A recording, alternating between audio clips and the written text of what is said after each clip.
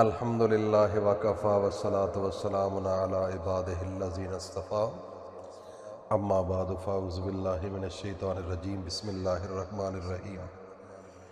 ناظرین، شعبان المعظم کا مقدس مہینہ ہے اور اس سے اگلا مہینہ جو ہے وہ رمضان کا ہے، اور شعبان کے مہینے کے اندر 15 شعبان شب قدر کا ایک مقدس دن ہے اللہ نے بنایا ہوا۔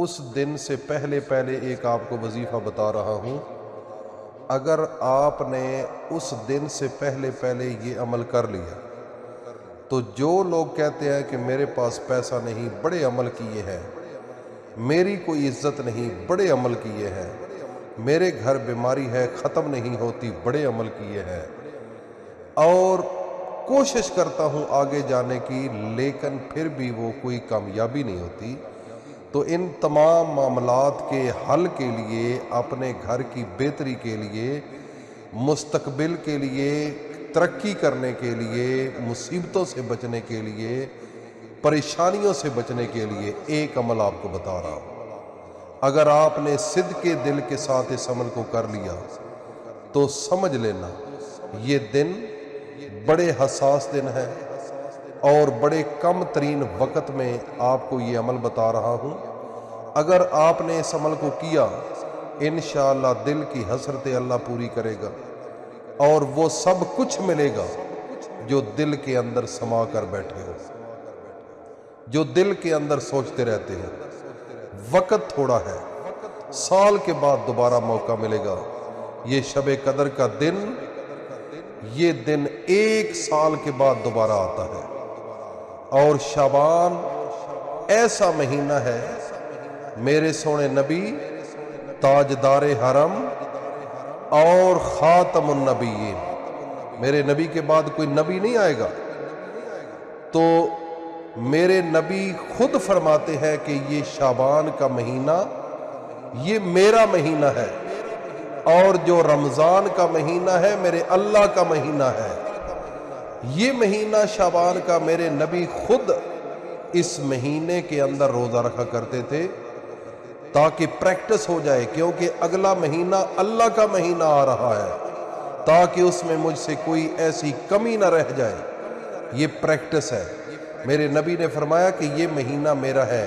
میرے نبی پہلے 15 دن روزہ رکھا کرتے تھے شعبان کے مہینے کے اندر، تو یہ مہینہ میرے نبی کا پسندیدہ مہینہ ہے۔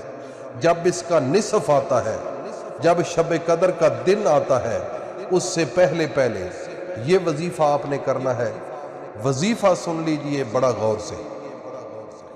سب سے پہلے آپ نے وقت مغرب کا ٹائم، جو مغرب کی اذان ہوتی ہے، ٹائم ہوتا ہے، سورج غروب ہوتا ہے، اس ٹائم کو آپ نے منتخب کرنا ہے، اور جب آپ نماز مغرب ادا کر لیں، مکمل نماز پڑھنی ہے جس میں 3 فرض ہیں اور 2 سنت ہے اور 2 نفل ہے۔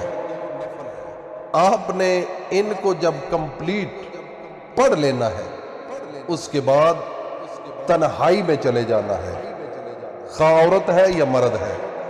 گھر کے اندر بھی آپ عمل کر سکتے ہیں، مسجد کے اندر بھی کر سکتے ہیں۔ تنہائی میں بیٹھ کر بالکل اکیلے، کوئی شور و گل نہیں ہونا چاہیے، کوئی کسی قسم کے لوگ آپ کے پاس نہ ہو، تاکہ کھل کر اپنے اللہ کے ساتھ باتیں کر لیں۔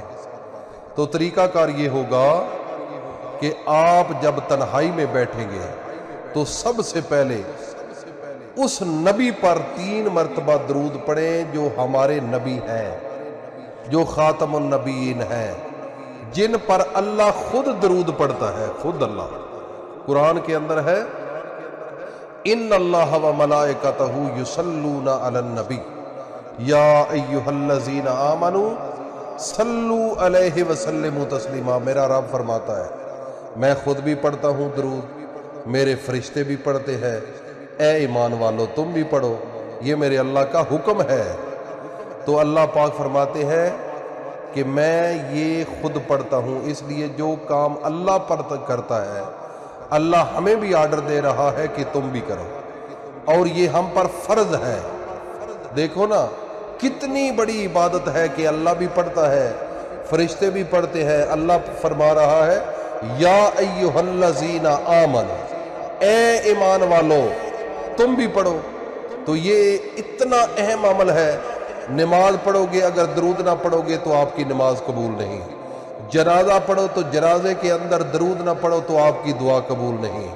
اگر ویسے دعا مانگتے ہو اللہ کے سامنے کسی حاجت کے لیے، اگر اس کے اندر درود نہ پڑھو تو آپ کی دعا معلق رہے گی، عرش اور زمین کے درمیان لٹکی رہے گی۔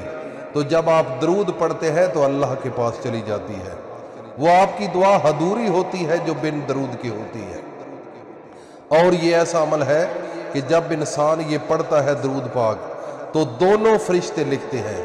دنیا کے اندر ایسی کوئی عبادت نہیں کہ دونوں فرشتے لکھے۔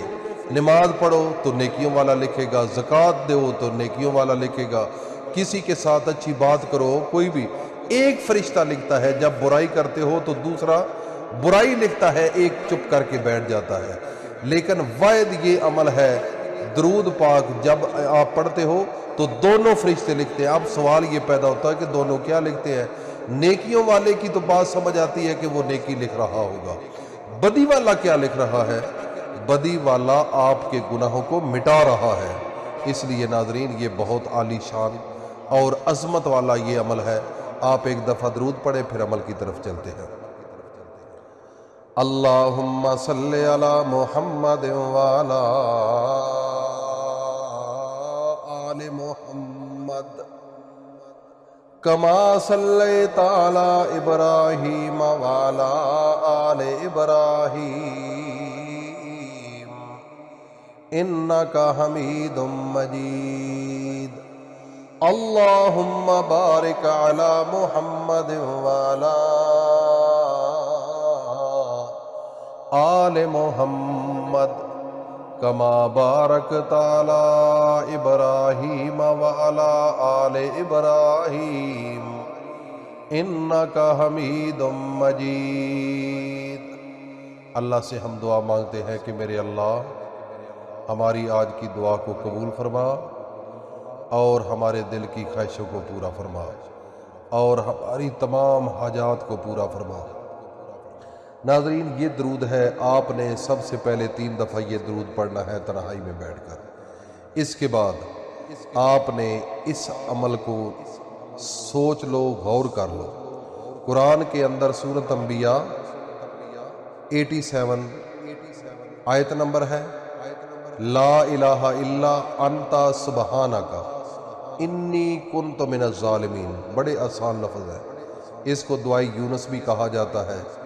آپ نے اس کو 33 مرتبہ پڑھ کر آخر میں پھر 3 مرتبہ درود پاک پڑھنا ہے، اور پھر میرے اللہ کے 2 نام ہیں اینڈ میں، یا اللہ یا رزاق، یا اللہ یا رزاق، یا اللہ یا رزاق، یا اللہ یا رزاق، یا اللہ یا رزاق، یا اللہ یا رزاق، یا اللہ یا رزاق۔ یہ آپ نے 100 مرتبہ پڑھنا ہے، اور پھر اپنے اللہ کے سامنے ہاتھ اٹھا کر، رو کر، گڑ گڑا کر، پھر ایسے مانگو جیسے مانگنے کا حق ہے۔ انشاءاللہ یہ عمل آپ کی زندگی کو بدل دے گا۔